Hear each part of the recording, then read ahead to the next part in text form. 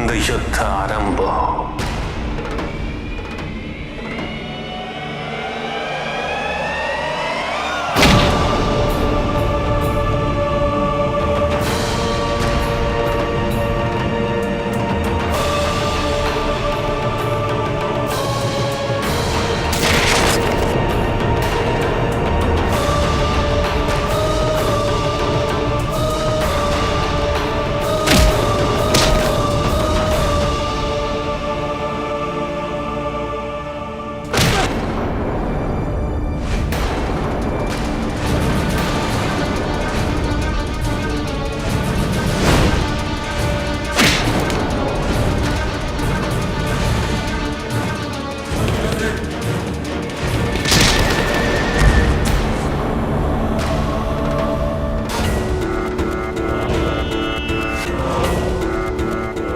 सेनापति कार्तिकेय की, सेनापति कार्तिकेय की।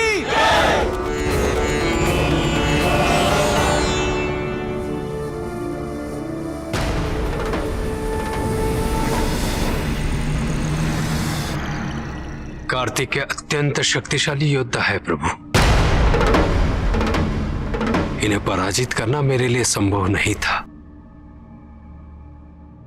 यह द्वंद्व युद्ध का प्रथम चरण था, किंतु अभी एक और चरण शेष है। किंतु इस बार नियमों में कुछ परिवर्तन किया जाएगा। गणेश,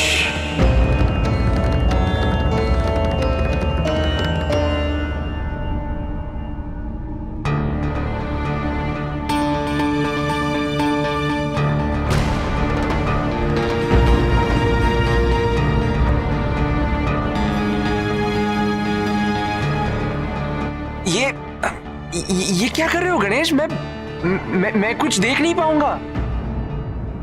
गणेश, धैर्य रखो कार्तिकेय।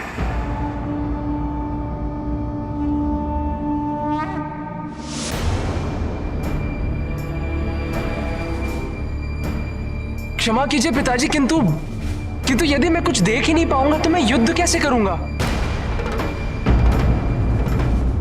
ऐसे में प्रतिद्वंदी की विजय निश्चित है पिताजी। कार्तिकेय, यही तो तुम्हें सीखना है पुत्र। पहले चरण में तुम सब कुछ देख सकते थे कार्तिकेय।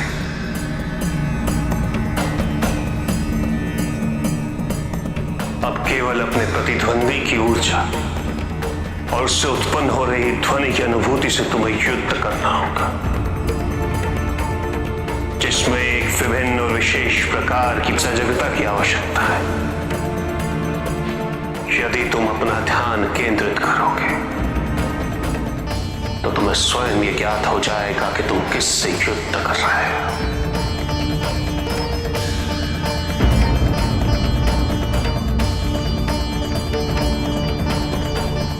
और तुम्हें यह भी ज्ञात होगा कार्तिकेय कि तुम्हें कब, कहां, कैसे और किस पे आक्रमण करना है।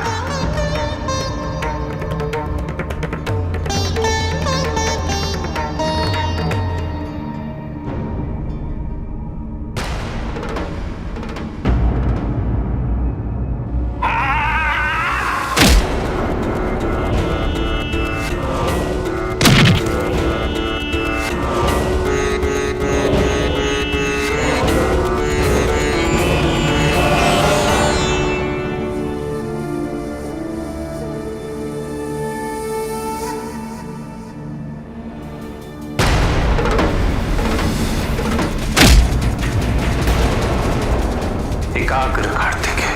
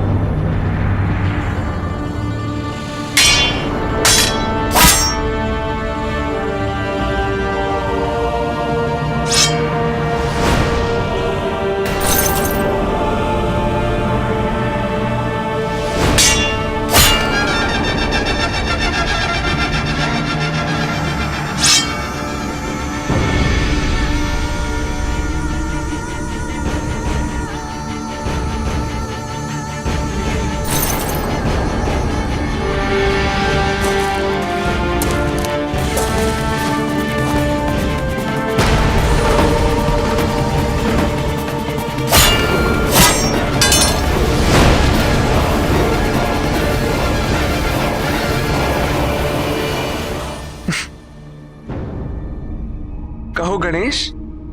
ठीक तो हो ना? धन्य है आपको भैया, याद हो गया कि मैं हूं, अन्यथा मैं तो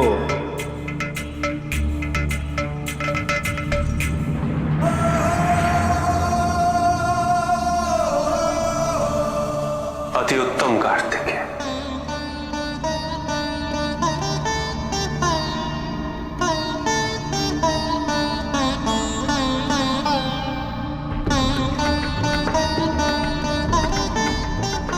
स्मरण रहे कार्तिकेय, तुम्हें युद्ध विद्या में और भी प्रयास कर निपुणता प्राप्त करनी है। अवश्य पिताजी, मैं हर संभव प्रयास करूंगा कि शीघ्र अतिशीघ्र मैं इसमें प्रवीणता प्राप्त कर सकूं। यदि आपकी आज्ञा हो तो क्या मैं नंदी के साथ कुछ देर के लिए अभ्यास कर सकता हूं? अवश्य।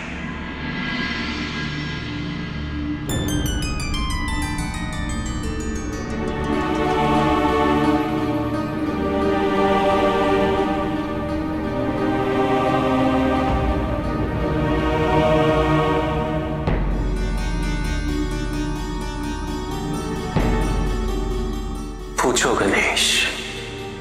जो कुछ भी हुआ है पिताजी, उसका उद्देश्य क्या था?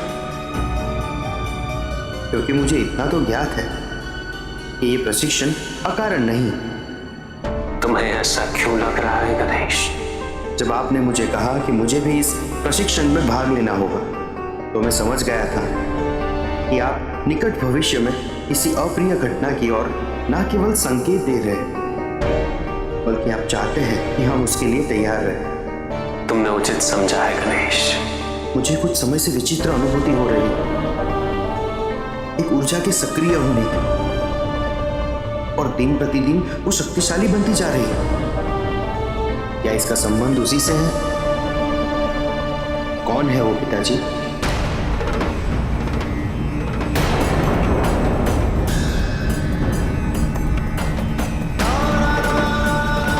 अंधक के वृतांत से उसकी उत्पत्ति, परिणति से तुम परिचित हो गए।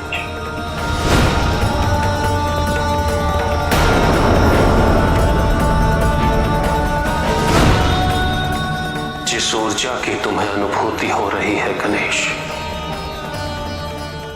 वो हमारे अंश अंधक का पुत्र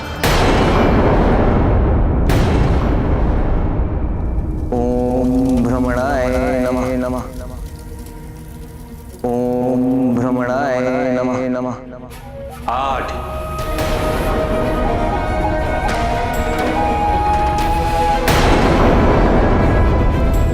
ओम भ्रमणाय नमः। ओम भ्रमणाय नमः। ओम भ्रमणाय नमः। ओम भ्रमणाय नमः। ओम भ्रमणाय नमः। ओम भ्रमणाय नमः। ओम भ्रमणाय नमः। ओम भ्रमणाय नमः।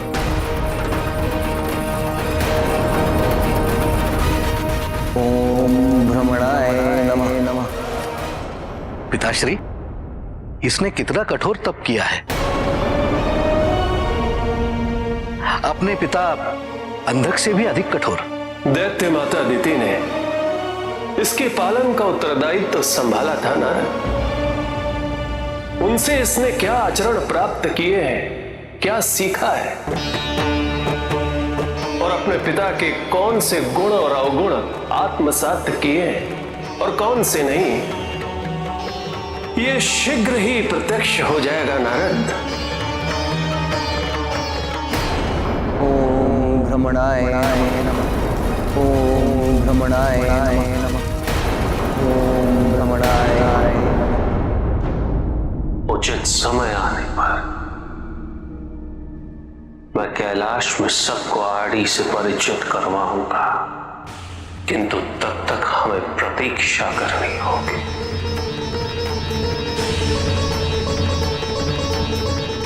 तुम्हें अपने प्रश्नों का उत्तर मिल गया गणेश? प्रश्न का अंत कहाँ होता है पिताजी? किंतु मेरे प्रत्येक प्रश्न का उत्तर देने हैं, मेरी जिज्ञासा को दूर करने हैं। आप सदैव मेरे साथ हैं, इसलिए मैं अधीर नहीं, असंतुष्ट भी नहीं। ओम भ्रमणाय नमः। ओम भ्रमणाय नमः। ओम भ्रमणाय नमः। एक और आड़ी अपनी तपस्या के चरमोत्कर्ष पर शीघ्र ही पहुंच जाएगा, और दूसरी ओर मनसा है, जिसका पोषण नागलोक में महर्षि हलाहल कर रहे हैं। पिताश्री, मनसा अत्यंत जिज्ञासु है। उसके प्रश्न जिसके उत्तर केवल महादेव ही दे सकते हैं। गणेश की भांति यदि वो कैलाश पर होती तो उसकी जिज्ञासा उत्पन्न होते ही दूर भी हो जाती। प्राय अभिभावक संतान को अपनी सुविधा अनुसार उत्तर देते हैं, इससे उन्हें उचित ज्ञान प्राप्त नहीं होता है और ना ही उनकी समझ उचित दिशा में विकसित होती है। किंतु मनसा अपने उत्तर स्वयं ढूंढेगी। ये प्रक्रिया आरंभ हो चुकी है नारद। पूछो, अवश्य पूछो, कोई भी प्रश्न पूछो, क्योंकि मैं कुछ ही समय के लिए इस मृतलोक पर उपस्थित हुआ हूं और जो भी चढ़ावा अपनी क्षमता के अनुसार संभव हो अर्पित करें। इसके उपरांत मुझे ब्रह्मलोक में प्रस्थान करना, ब्रह्मदेव के साथ मुझे भोजन ग्रहण करना है। उसके उपरांत सूर्य की समस्या के समाधान हेतु दर्शन दूंगा। ये कैसा विचित्र लोक है? कहाँ आ गई हूँ मैं? क्या हो रहा है यहाँ? प्रणाम ऋषिवर। मनसा को हमने और ऋषियों ने बहुत ढूंढा, किंतु उसे कोई भी नहीं देख पाया है। ये स्पष्ट हो चुका है कि वो नागलोक में नहीं है।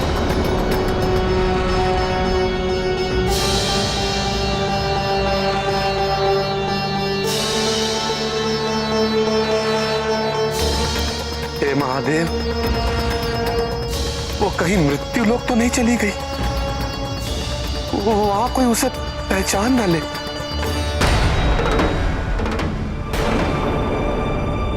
कन्या, तुम यहाँ अकेली आई हो?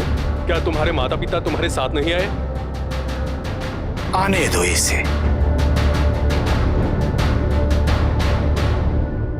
भक्तों, इस कन्या के मन में अनेकों प्रश्न हैं। मैं इसकी जिज्ञासा को अवश्य ही दूर करूंगा और इसका कल्याण भी करूंगा। पूछ, तेरे मन में जो भी प्रश्न है वो पूछ। ये त्रिकालदर्शी देवता तेरे हर प्रश्न का उत्तर अवश्य ही देगा। तो क्या आप मेरे कोई भी प्रश्न का उत्तर देंगे? त्रिकालदर्शी देवता हूं मैं। जो तू नहीं जानती मैं वो भी जानता हूं। उचित है, तो आप मेरे इस प्रश्न का उत्तर दीजिए। प्रश्न तो पूछो।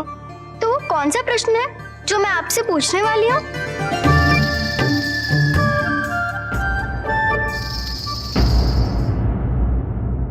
उसके प्रश्न, उसके तर्क सुनकर प्रभु सभी को ज्ञात हो जाएगा कि ये कोई साधारण कन्या नहीं है। और जब उसे उसके प्रश्नों के उचित उत्तर नहीं प्राप्त होंगे प्रभु, तो संभव है कि वो क्रोधित भी हो जाए। इतने वर्षों से उसे शांत रखा है प्रभु, स्थिर रखा है। हे महादेव, उसकी रक्षा करिएगा प्रभु, रक्षा करिए प्रभु। मूर्ख, अबोध! मैं त्रिकालदर्शी देवता हूं। तू मेरा उपहास कर रही है या फिर मेरी परीक्षा ले रही है? तेरी इस उद्दंडता और दुस्साहस के लिए मैं तुझे अवश्य दंड देता, यदि तू कन्या ना होती तो। आप क्रोधित क्यों हो रहे हैं बाबा? आप ही ने कहा था ना कि आप त्रिकालदर्शी बाबा हैं। आप मेरे कोई भी प्रश्न का उत्तर दे सकते हैं, तो दीजिए ना उत्तर। यदि आप नहीं दे सकते तो फिर ये स्वीकारिए, वो भी सबके सामने, कि आप एक ढोंगी बाबा है, ढोंगी बाबा। बस, मैं तुझे श्राप दे दूंगा, तुझे फांस में कर दूंगा। अवश्य, मैं इसके लिए तैयार हूँ। कीजिए भस्म, कीजिए ना। एक अबोध नादान बालिका इस त्रिकालदर्शी का अपमान पे अपमान किए जा रही है और तुम लोग इसे रोक भी नहीं रहे हो। ढोंगियों के प्रति कोई देवता नहीं बोलता, ये आप सबको मूर्ख बना रहे हैं, मूर्ख। और आप इनके समक्ष हाथ जोड़ के खड़े हैं। इतना अंधविश्वास, इसी का तो लाभ उठा रहा है ये ढोंगी। बस, बहुत हो गया। अब मैं यहाँ एक क्षण भी नहीं रुक सकता, एक क्षण भी नहीं रुक सकता। देख लेना, इस कन्या के कारण तुम लोगों को अनेकों प्रकार के कष्ट उठाने पड़ेंगे, क्योंकि इसने एक त्रिकालदर्शी देवता का अपमान किया है। अब यहाँ विनाश ही विनाश है, विनाश ही विनाश है। कन्या, ये तुमने क्या किया? ये हमारी सहायता करने आए हैं और तुम इन्हें अपमानित कर रही हो। कोई तपस्वी तुम्हारी सहायता नहीं कर सकता, तुम्हें अपनी समस्याओं का हल स्वयं ढूंढना होगा। क्यों तुम आश्रित होते हो किसी पर? विक्षिप्त है ये, अबोध है। क्योंकि आप मेरे प्रश्न का उत्तर नहीं दे पाए, इसलिए। चली जाओ यहाँ से, चली जाओ यहाँ से। यहाँ तुम्हारे लिए कोई स्थान नहीं है। यदि तू ना जाएगी तो मैं चला जाऊंगा। जाओ, चली जाओ यहाँ से। हे तपस्वी, कृपया आप शांत हो जाइए। पता नहीं ये दुष्ट कन्या कौन है, कहाँ से आई है। जाओ, चली जाओ यहाँ से, चली जाओ यहाँ से, जाओ, चली जाओ यहाँ से। हाँ हाँ, चली जाओ यहाँ से, चली जाओ, चली जाओ यहाँ से।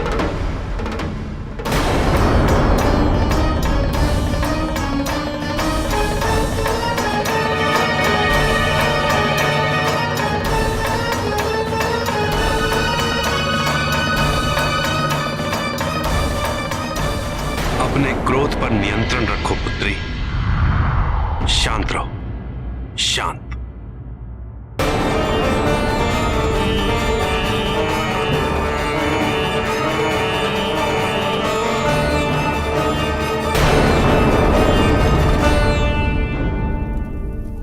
ओम ब्रह्मणाय नमः, ओम ब्रह्मणाय नमः, ओम ब्रह्मणाय नमः,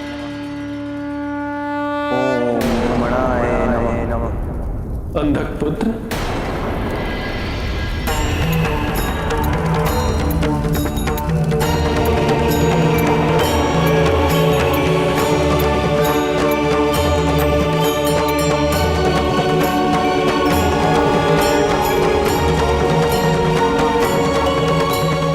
तुम्हारी तपस्या पूर्ण हुई आदि। मनवांछित वरदान मांगो। मेरा जो लक्ष्य है उसे पूर्ण करने हेतु जीवन की निरंतरता आवश्यक है। एक बड़ी महाशक्ति से युद्ध करना चाहता हूं मैं। एक कथा जिसका अंत अनुपयुक्त था, उसका पुनर्कथन करना चाहता हूं।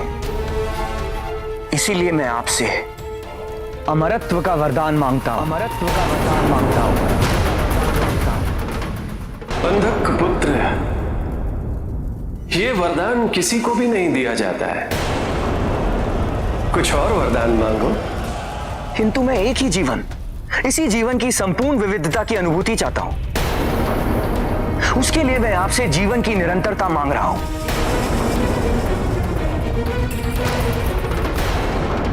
यदि ऐसा है तो मैं तुम्हें यह वरदान अवश्य देता हूं कि तुम जिस किसी को भी स्पर्श कर लोगे, तुम उसका रूप धारण कर लोगे,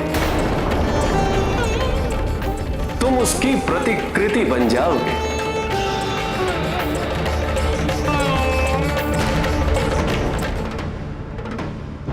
ब्रह्मदेव, मैं शिवांश अंधक का पुत्र हूं। तब भी मेरी महादेव से कभी भेंट नहीं हुई। मैं ना केवल उनके दर्शन पाना चाहता हूं, अपितु उनके द्वारा युद्ध कला में प्रशिक्षित भी होना चाहता हूं। तुम्हारी ये मनोकामना पूर्ण होगी।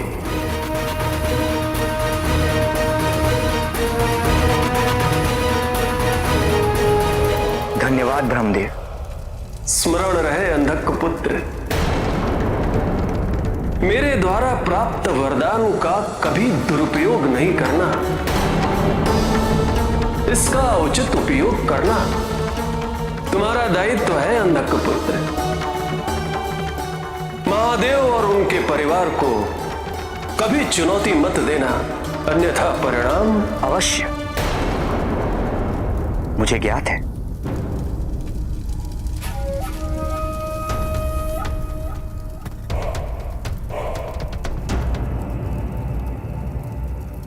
तथास्तु।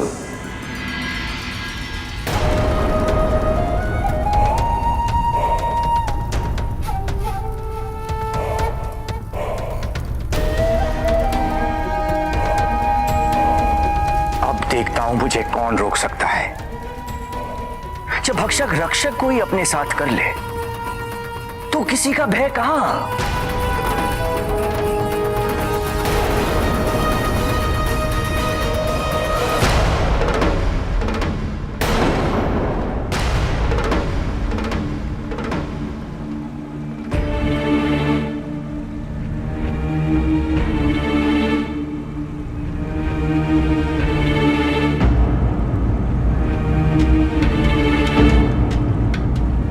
स्वामी, क्या हुआ? आपने हम सबको यहाँ एक साथ बुलाया है, कोई विशेष कारण? एक महत्वपूर्ण तथ्य से अवगत कराने का समय आ गया।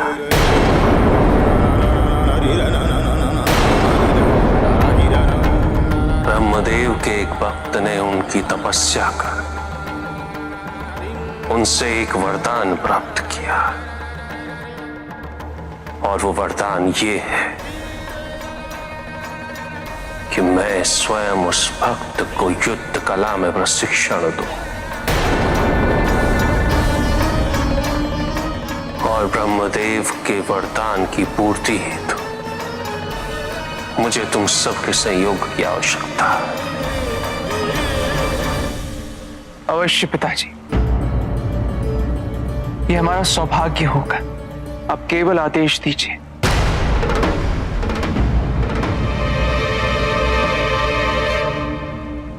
स्वामी, हमें ऐसा क्यों प्रतीत हो रहा है कि आप कुछ चिंतित हैं?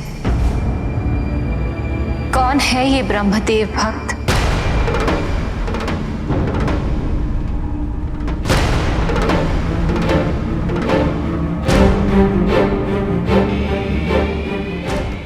अंधक पुत्र आटे।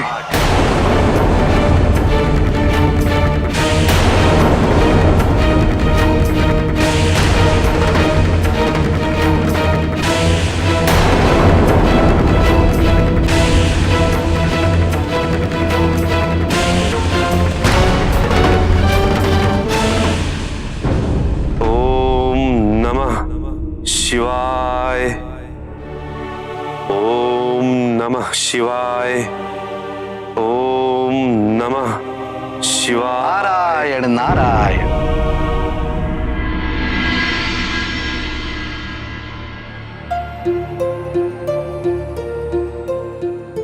प्रणाम देवर्षि नारद, प्रणाम। कल्याण हो। महर्षि, आपको इस बात का बहुत पहले ही बोध हो गया था कि किसी भी समस्या का समाधान महादेव द्वारा ही संभव है। इसलिए आज भी आप चिंतामग्न हैं तो महादेव की शरण में आ गए हैं। मनसा की चिंता लगी रहती है देवर जी। अब देखिए ना, पता नहीं कहां चली गई है। संभवतः मृत्युलोक गई है। वहां मृत्युलोक के दोष कहीं उसे प्रभावित ना कर दे। मनसा सकुशल है महर्षि, आप चिंता ना करें। वो मृत्युलोक अवश्य गई और वहां उसने जो देखा उससे वो अत्यंत निराश हो गई है। इसीलिए आप ये चिंता त्याग दीजिए और इस बात पर अपना ध्यान केंद्रित कीजिए कि जब वो लौटेगी तब उसकी उद्विग्नता को कैसे शांत किया जाए। नारायण नारायण।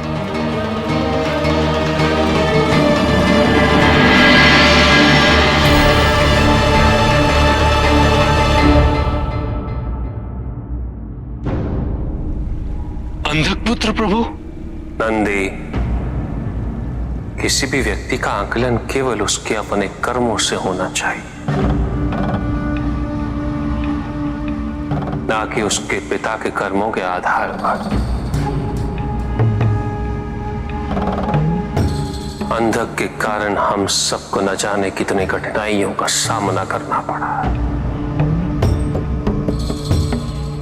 किंतु आड़ी के लिए एक नया आरंभ है। हमें उसे पूर्ण अवसर देना चाहिए। पिताजी का कथन सर्वोत्तम उचित है, और यदि हम अंधक के बारे में विचार करें तो उसने भी इतनी दुष्कृत्यों के उपरांत अपनी भूल की अनुभूति हुई। समय से पूर्व हमारा पूर्वाग्रह आड़ी के साथ अन्याय होगा।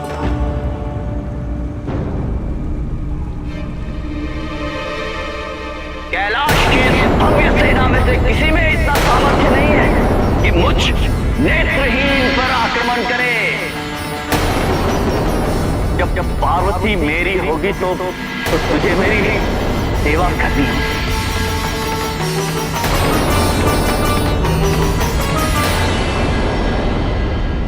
पार्वती, तुम कुछ कहना नहीं चाहती? जब आपने निर्णय ले ही लिया है तो हम क्या कह सकते हैं स्वामी। मैंने तुम सबको यहाँ यही बताने के लिए बुलाया था पार्वती। तुम्हारे विचार अत्यंत महत्वपूर्ण है पार्वती।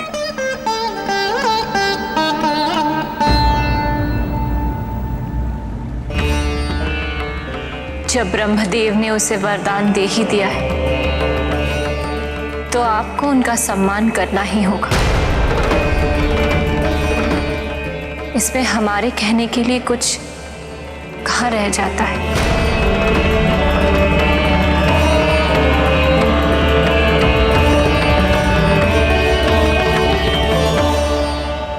नहीं स्वामी, हम पुनः किसी ऐसी परिस्थिति का सामना नहीं करना चाहते हैं।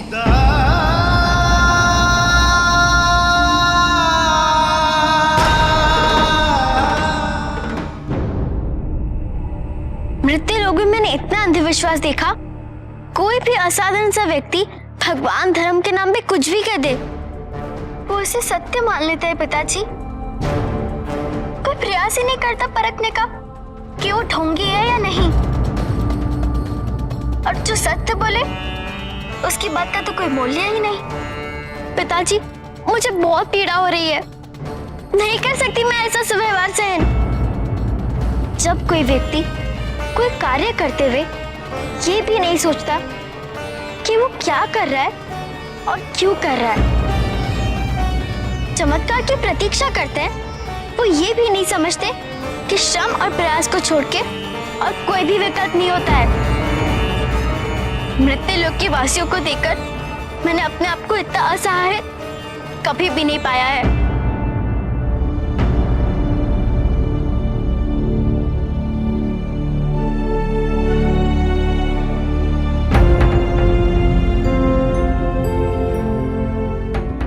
शांत जाओ पुत्री, शांत।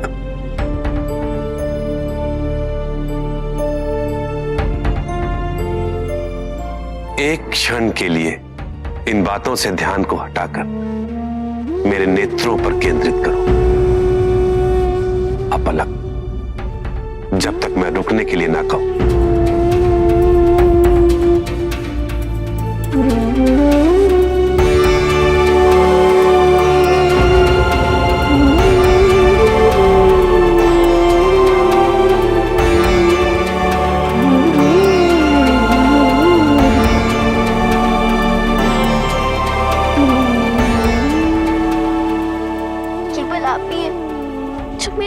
समझ सकते हैं,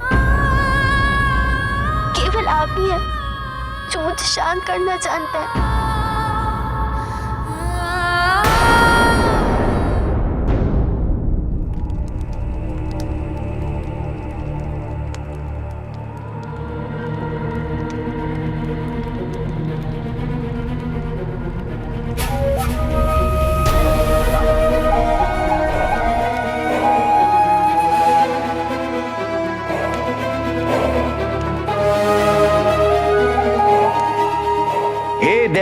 माता अदिति, मेरा प्रणाम स्वीकार कीजिए।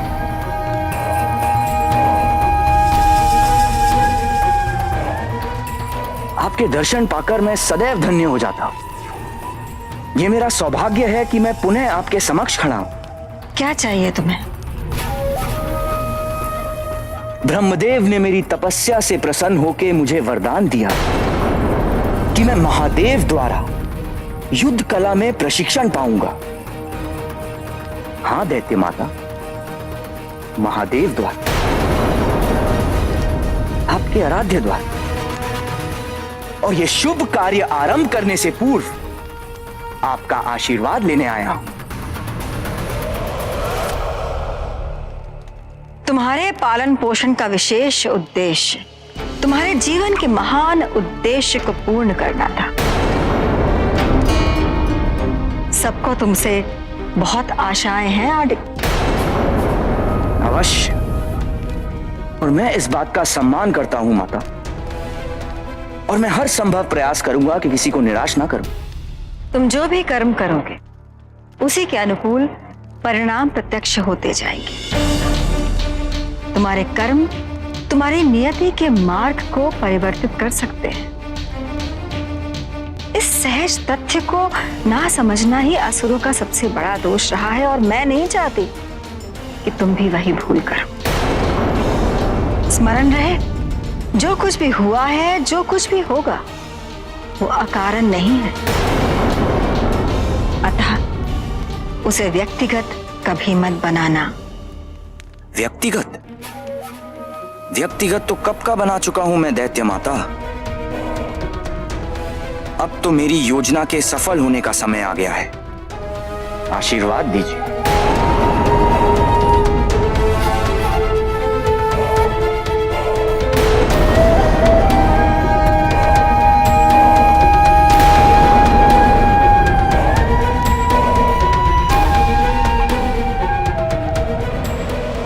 कुल का मान, कुल की प्रतिष्ठा बनाने के लिए अपने व्यक्तिगत और कुल धर्म के पालन हेतु तुम जो कुछ भी करोगे, उसके लिए मेरा आशीर्वाद सदैव तुम्हारे साथ रहेगा।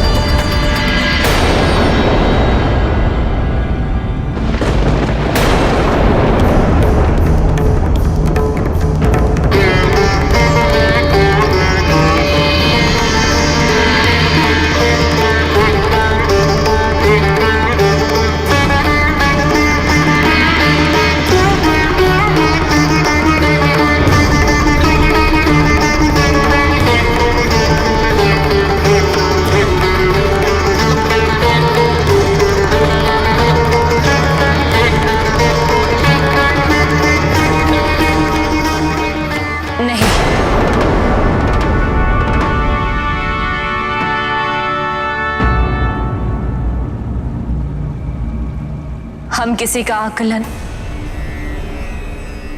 केवल उसके कर्म पर आधारित नहीं कर सकते। हम ये नहीं भूल सकते हैं स्वामी कि वो अंधक पुत्र है, वही अंधक जिसने ना केवल कैलाश का, अबे तो आप केवल आपके परिजनों की भी अवमानना की।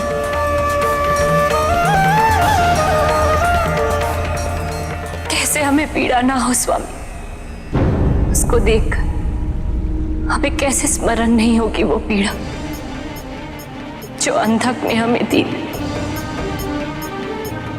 हम ये कैसे स्मरण ना करें कि अंधक के कारण हम दोनों को अलग होना पड़ा था।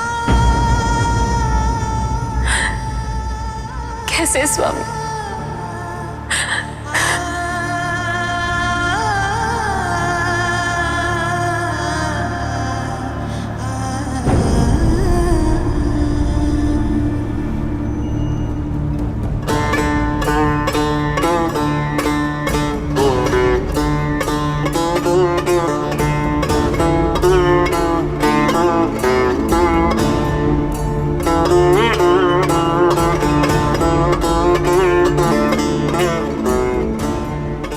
तुम्हारी पीड़ा भली भांति समझ सकता हूं पार्वती, किंतु यदि आड़ी की ऊर्जा अंधक से जुड़ी है तो वो मुझसे भी संबद्ध है। और इस बार मैं चाहूं या ना चाहूं, किंतु वो ऐसी परिस्थितियां उत्पन्न करेगा कि मैं स्वयं को पृथक नहीं कर पाऊंगा। कब रुकेगा ये क्रम स्वामी?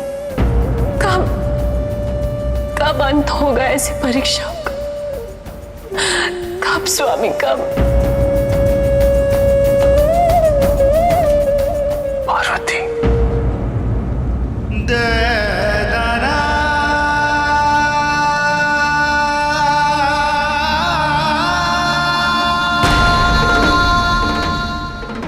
जो अपने अंश हो उनसे जुड़ी बातों का कभी अंत नहीं होता पार्वती, उसे हमारी आवश्यकता है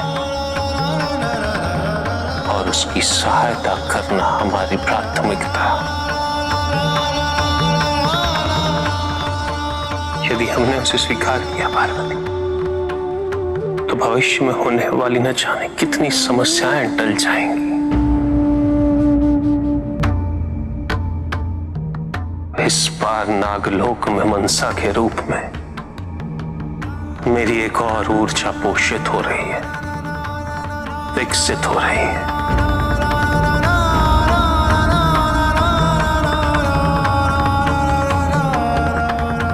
तुम्हें और मुझे, हम दोनों को उस पर ध्यान देना है।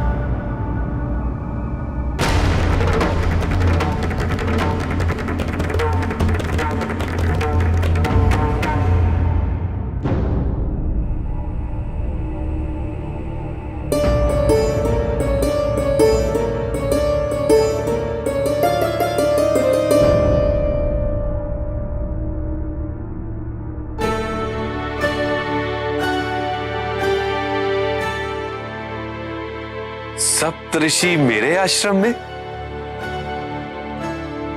अहो भाग्य, अहो भाग्य। हलाहल का प्रणाम स्वीकार करें ऋषिवर।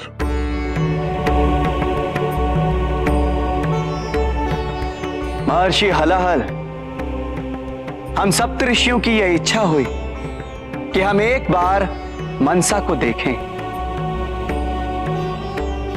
इसी कारण हम यहां पधारे हैं। मनसा के विषय में इतना कुछ सुना है और यह भी सुना है कि आप कितने अच्छे से उनका पालन पोषण कर रहे हैं। महादेव की ऊर्जा के पोषण का सौभाग्य जो आपको प्राप्त हुआ है और जो कष्ट आपने सहे हैं, उसके लिए हम सभी आपको नमन करते हैं। मैंने ऐसा क्या किया है ऋषि भृगु? मैं तो केवल महादेव के द्वारा सौंपे गए दायित्व का अपने सामर्थ्य के अनुसार निर्वाह कर रहा हूं। ऋषिवर, यह दायित्व उन्हीं व्यक्तियों को सौंपा जाता है जिन व्यक्तियों में इन दायित्वों को निर्वाह करने का सामर्थ्य होता है। इतने वर्षों तक मनसा से उत्पन्न होने वाली ऊर्जा को सहना, यह कोई साधारण कृत्य नहीं है। किंतु ऋषिवर, मनसा कहाँ है? वो आश्रम में रहती कहाँ है ऋषिवर? भटकती रहती है इधर उधर अपने प्रश्नों के उत्तर के लिए।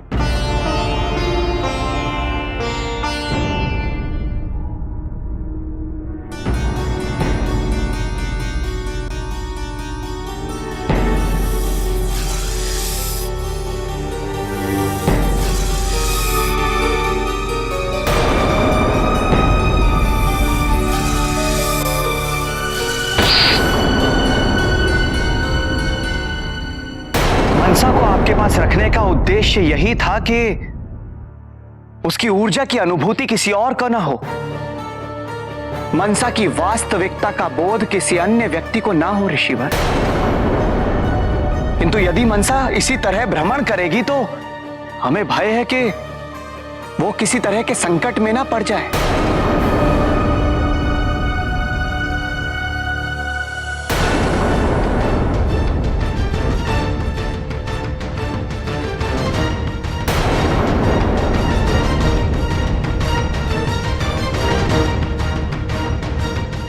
महर्षि हलाहल, अब वो समय आ गया है जब मनसा की विशेष शक्तियां सक्रिय होगी।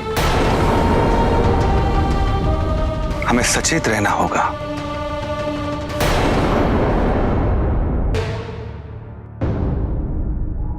कन्या इतनी मूर्ख क्यों होती है? हमें सदैव उनका संरक्षण करना पड़ता है।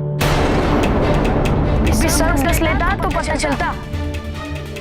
ये तो वही कन्या है जिसके पिता सदैव पूजा पाठ में व्यस्त रहते हैं। हाँ, जो जितने पाप करे उसको उतनी पूजा करनी पड़ती है। वो भक्ति में पूजा करते हैं, अपने पापों के प्रायश्चित के लिए नहीं। वो अच्छे व्यक्ति है। अच्छे व्यक्ति को पूजा की क्या आवश्यकता? बुरे होंगे, दुष्कृत्य किए होंगे, अभी तो लगे रहते होंगे भगवान को प्रसन्न करने में। क्या तुमने कभी भगवान को देखा है?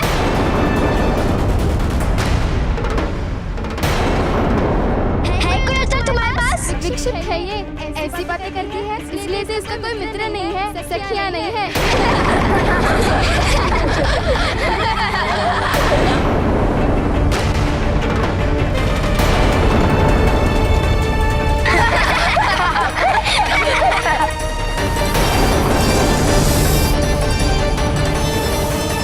देखो देखो, ये तो क्रोधित हो रही है।